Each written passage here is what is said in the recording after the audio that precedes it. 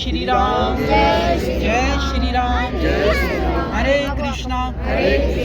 ध्रुव भगत, प्रहलाद भगत, राजा हरिश्चंद्र, राजा बलिचंद्र, इन सब की कमाई बल ध्यान धरकर सब बोलो जी जय श्री राम, जय। के 18वें अध्याय में भगवान कहते हैं कि जो लोग अपने धर्म को छोड़कर किसी दूसरे धर्म में चले जाते हैं, उस इंसान को मरने के बाद दूसरा धर्म उसकी सहायता नहीं करता।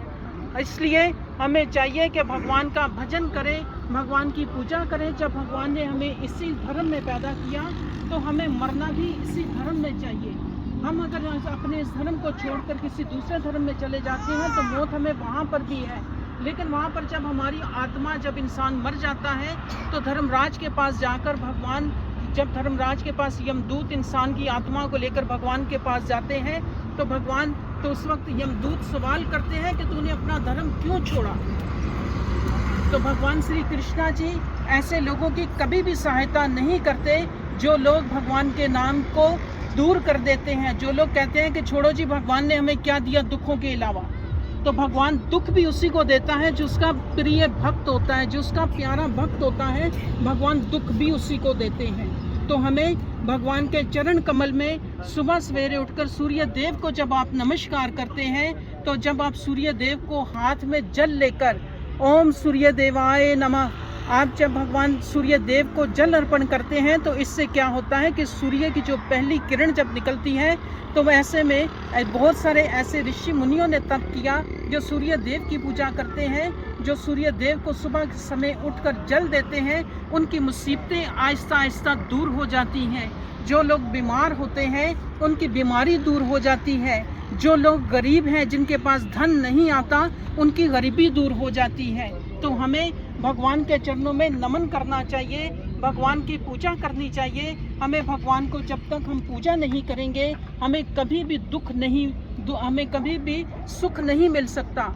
जब आपको दुख मिला है तो भगवान की पूजा करने से, ईश्वर की इबादत करने से क्या होता है कि इंसान की तमाम दुख तकलीफ आहिस्ता आहिस्ता दूर होती है।